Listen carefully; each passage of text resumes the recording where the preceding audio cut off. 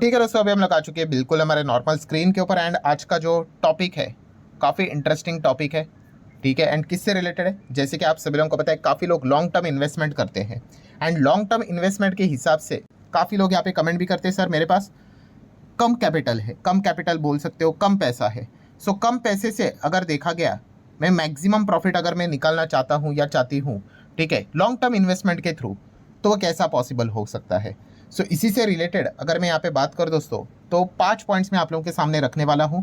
ठीक है, तो इन 5 पॉइंट्स के ऊपर अगर आप वर्क करोगे, ठीक है, मेहनत का काम है। मैं अगेन वीडियो के शुरुआत में ही बताना चाहूँगा, अगर आपको लगता है कि एकदम टाइम पास वाली चीज़ें एकदम फटफट होगा, तो ऐसा नहीं है भाई। मेहनत करना पड़ेगा अगर आप उसके लिए रेडी हो, डिसिप्लिन रखना पड़ेगा अगर आप उसके लिए रेडी हो, तो ही आगे वीडियो को कंटिन्यू कर लेना, वरना आप चाहो तो वीडियो को यहीं पे छोड़कर अपना टाइम बचा सकते हो। तो 5 पॉइंट मैं आपके सामने रखने वाला हूँ। टॉपिक बहुत ही क्लियर कट है। अगर आप लॉन्ग टर्म इन्वेस्टर हो, कम कैपिटल के साथ अगर आप ज़्यादा रिटर्न्स कमाने का विचार कर रहे हो, तो इन 5 स्टेप्स को आप अप्लाई कर सकते हो। तो पॉइंट नंबर 1, पोर्टफोलियो जब आप यहाँ पे बनाओगे, ठीक है, सो उसमें अगर देखा गया तो आपको क्या करना पड़ेगा, कम शेयर्स रखने पड़ेंगे। यस, कम शेयर, या फिर आप कह सकते हो ओवर डाइवर्सिफिकेशन को तो स्ट्रेट अवे इग्नोर करना पड़ेगा। ठीक है, अभी ये जब भी मैं बात करता हूँ कि आपको पोर्टफोलियो में फिर काफ़ी कम शेयर्स रखने पड़ेंगे, तो इमिडिएटली कमेंट सेक्शन में सवाल आना स्टार्ट हो जाएंगे, सर कितने, 5, 4, 3, 2 कितने। देखिए, इसका फिक्स कभी डेफिनेशन नहीं होता है। ठीक है, बट एकदम ही अगर आप ज़्यादा शेयर्स रखोगे पोर्टफोलियो में, तो फिर देखा गया तो रिटर्न्स भी वैसे भी क्या हो जाते हैं, फिर कम हो जाते हैं। कम होना मतलब क्या होता है यूजुअली, कि अगर कोई एक शेयर भी, अगर आपने मान लो बहुत ज़्यादा शेयर्स पोर्टफोलियो में रखे और कुछ कंपनियां एकदम ही अगर आपकी दौड़ भी जाती है, स्टिल आपका ओवरऑल पोर्टफोलियो इतना नहीं भागेगा। सो अगर आप कम कैपिटल से अगर ज़्यादा प्रॉफिट निकालने का, रिटर्न्स निकालने का विचार कर रहे हो, तो ट्राई कीजिए कि आप अपने पोर्टफोलियो को लिमिटेड रखो। अभी लिमिटेड का एग्जैक्टली डेफिनेशन तो है नहीं, बट आप कह सकते हो कि 5 तक अगर आप शेयर्स को रखोगे स्टडी करके, तो ठीक रह सकता है। अगेन कह रहा हूँ, ये कोई फिक्स रूल नहीं होता है। आप चाहो तो 5 का डबल भी रख सकते हो, कम भी रख सकते हो। ठीक है, आप एक शेयर भी रख सकते हो अभी, बट एक में क्या होगा भाई, एक शेयर में अगर वो चल गया तो ठीक है, नहीं चल गया तो पूरा मतलब बोलते हैं ना, नुकसान ही नुकसान हो गया। ठीक है, तो यूजुअली बोला जाता है 5 अगर रखोगे तो ठीक रहेगा। जितना आप कम रखोगे एंड प्रॉपर कंपनीज रखोगे, उतना आपके रिटर्न्स ज़्यादा आने के चांसेस बढ़ जाते हैं। हाँ, नो डाउट भाई, अच्छे कंपनीज भी होना चाहिए, ऐसा नहीं कि भाई आलतू फालतू कंपनियां रख ली तो चीज़ें वर्क करेंगी करके। ठीक है, तो ये तो हो गया पहला पॉइंट। सेकंड पॉइंट की अगर मैं बात करूँ दोस्तों, तो वो है पीडीएफ स्ट्रैटेजी को फॉलो करना।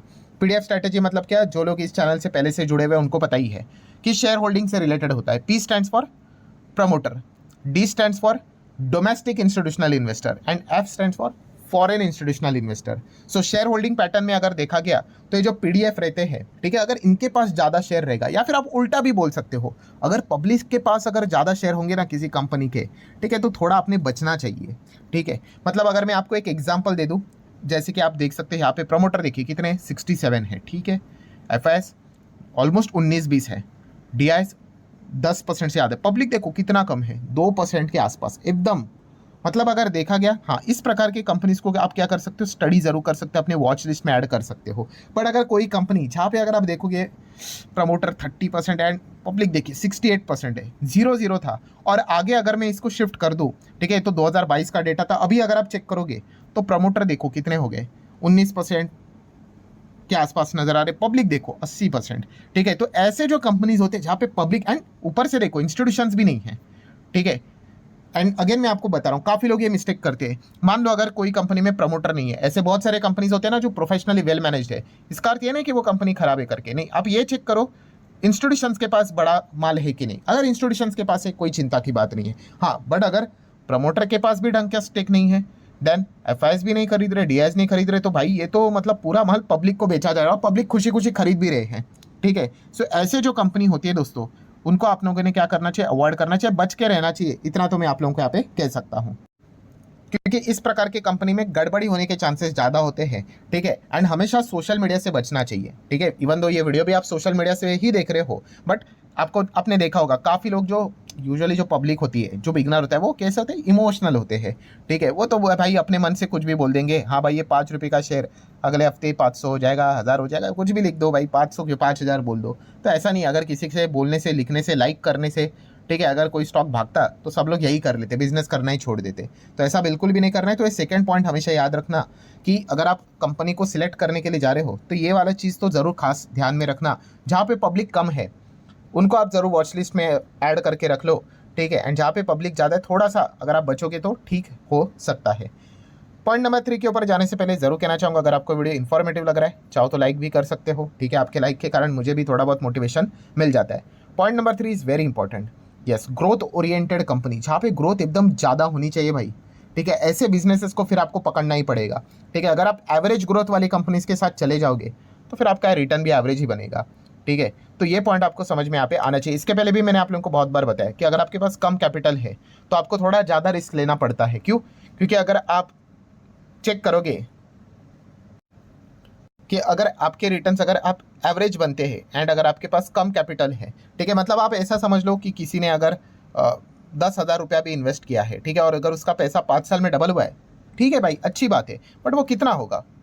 20,000 ही होगा, ठीक है। सो डबल होना 5 साल में कोई बुरी बात नहीं होती भाई, अच्छी बात होती है। एफडी तो भाई आपको 10-15 साल में करके देता है, ठीक है। हाँ, बट वही पे चीज़ अगर मान लो किसी ने 5 करोड़ लगाया होगा, अगर उसका 5 साल में अगर 10 करोड़ होता है तो भाई तो अच्छी बात है ना, ठीक है, इट मेक सम सेंस। तो ये पॉइंट आपको पता होना चाहिए। मतलब क्या है दोस्तों, अगर आपके पास कम कैपिटल है तो थोड़ा अपने हायर ग्रोथ वाली कंपनीज के ऊपर मतलब दाव लगाना आपको आना चाहिए। हाँ, रिस्क तो रहेगा ही भाई, आप ये नहीं कह सकते कि मुझे रिस्क नहीं चाहिए, ज़्यादा ग्रोथ चाहिए, तो ये पॉसिबल नहीं है। एंड हायर ग्रोथ आपको कहाँ पे मिलता है? फ्यूचर ओरिएंटेड सेगमेंट, यस, ये मैंने काफ़ी बार आपको समझाया। Future oriented business, new age business, new technology business, ठीक है, यंग एज बिजनेस जो बोले जाते हैं, ऐसे बिजनेसेस जो कि अभी अभी जस्ट स्टार्ट हुए हैं, कई सालों पहले ऐसे थे ही नहीं। ऐसे काफ़ी एग्जांपल है, मैंने वीडियोस बनाए थे। रिन्यूएबल एनर्जी है, ड्रोन वाला बिजनेस देखने को मिल जाता है, एथेनॉल वाला बिजनेस देखने को मिल जाता है, ठीक है। ऐसे काफ़ी सारे एआई आपको देखने को मिलता है, मशीन लर्निंग देखने को मिलता है, सेमीकंडक्टर देखने को मिल जाता है, बहुत सारे आपको बिजनेसेस ऐसे देखने को मिल जाएंगे। इस प्रकार के बिजनेस में क्या रहता है, ये हायर पोटेंशियल होता है इनमें ग्रोथ होने का। तो ऐसे बिजनेस को आपने क्या करना पड़ता है, फिर फोकस में रखना पड़ता है, वहाँ पे जाना है कि नहीं जाना है, ये आपने सोचना पड़ता है। देन पॉइंट नंबर 4 की अगर मैं बात कर दोस्तों, तो यस, अगेन सेम चीज़ कि अगर आप ज़्यादा रिटर्न लेना चाहते हो तो फिर ये समीकरण तो बहुत ही सिंपल है, फिर आपको ज़्यादा रिस्क भी लेना पड़ेगा, ठीक है। दोनों आर सेम चलते हैं, रिवॉर्ड भी अगर ज़्यादा चाहिए, ठीक है, तो रिस्क भी ज़्यादा, अगर रिस्क कम लोगे तो रिवॉर्ड भी कम। बहुत सिंपल है, ये आप नहीं बोल सकते कि रिस्क लो होना चाहिए बट रिटर्न में देखा गया तो एकदम हायर लेवल के, तो ये चीज़ें प्रैक्टिकली तो संभव होती है नहीं। एक्सेप्शंस ऑलवेज एग्जिस्ट, बट मैं एवरेज बात कर रहा हूँ। सो ज़्यादा रिस्क लेना पड़ेगा, मतलब क्या है, तो आपको थोड़ा स्मॉल कैप मिड कैप की ओर ज़्यादा देखना पड़ेगा, ठीक है। जितनी छोटी कंपनीज अगर आप पिक करते हो उतने आपके ज़्यादा रिटर्न्स होने के चांसेस ज़्यादा होते हैं। अभी काफ़ी लोगों को ऐसा भी लगता है, ये भी एक बहुत ही बड़ा मिसकंसेप्शन है या फिर मिथ है, या फिर खुद ही हम लोग मान के चलते हैं, अरे सर मैंने तो स्मॉल कैप में पैसा लगाया बट मेरा तो पैसा ग्रो ही नहीं हुआ। अरे स्मॉल कैप में पैसा डालना मतलब ग्रो होना, ये कौन सा लॉजिक हुआ, ठीक है। स्मॉल कैप में भाई रिटर्न भी एकदम सॉलिड बढ़ सकते हैं या फिर पूरा पैसा उड़ भी सकता है, 50-60-70% भी, ठीक है। तो ये कोई सेंस नहीं बनता है मैंने स्मॉल कैप में पैसा डाला है तो बनना ही चाहिए करके, ठीक है। आप किस में पैसा लगाते हो वो मैटर करता है, ठीक है। हाँ, सो अगर आप यहाँ पे कम कैपिटल के साथ आगे बढ़ना चाहते हो तो फिर आपको स्मॉल कैप मिड कैप में रिस्क यहाँ पे लेनी पड़ेगी, ठीक है। ये पॉइंट पता होना चाहिए। एंड उसकी के साथ साथ point number 5, timing, very very very important. ये आप चारों चीज़ें फॉलो करो, ये पहले मैंने आप लोगों को बताया ना, 1 2 3 4 जितने भी थे, बट अगर आपका ये पॉइंट नंबर 5 मिस हो गया, मतलब क्या, टाइमिंग, टाइमिंग इज एवरीथिंग भाई, ये तो गोल्डन रूल है, इसको तो स्टार लगा कर रख लेना, ठीक है। आपने सारी चीज़ें कर ली कि मतलब पीडीएफ भी देख लिया, पब्लिक भी ज़्यादा नहीं है, ग्रोथ वाली कंपनीज में ही चले गए, स्मॉल कैप में ही चले गए, चलो मिड कैप में भी चले गए, ठीक है। सारी चीज़ें आप यहाँ पे कर रहे हो, अच्छे फंडामेंटली स्ट्रॉन्ग कंपनीज में आप जा रहे हो यहाँ पे।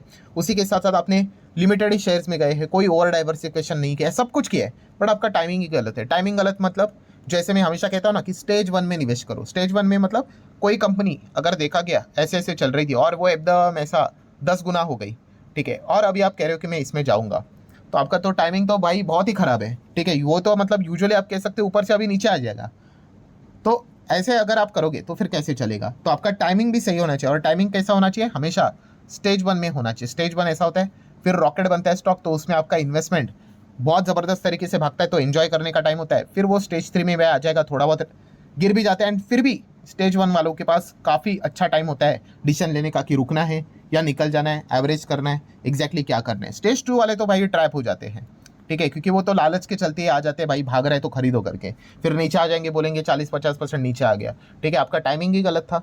तो ये सारी चीज़ें आप लोगों को क्या करनी पड़ेगी भाई, इसके ऊपर काम करना पड़ेगा। एंड बहुत सारे लोगों को डाउट आएगा, ये जो 5 पॉइंट मैंने आपको बताया, वो बोलेंगे सर ये तो काफ़ी टफ है। ऑब्वियसली भाई 100% येस लिख कर बोलता हूँ, अगर ईजी होता तो हर कोई बच्चा कर लेता, इतना सिंपल थोड़ी ना है। तो इतना कष्ट का काम भी होते हैं, आपने देखा है लाइफ में कितने सारे लोग टफ काम करते हैं, पैसे भी काफ़ी कम मिलते हैं उनको, वो भी वो काम छोड़ देते, यही कर लेते अगर आसान होता तो आसान कुछ भी नहीं होता है। याद रखो, जहाँ पे चीज़ें आसान है वहाँ पे फिर रिवॉर्ड बड़ा नहीं मिलेगा आपको, फिर एवरेज ही रिवॉर्ड मिलेगा। और जहाँ पे चीज़ें टफ है, ये सिर्फ शेयर मार्केट की मैं बात नहीं कर रहा हूँ, लाइफ में भी आप चीज़ चेक कर लेना, एकेडमिकली बात कर लेना।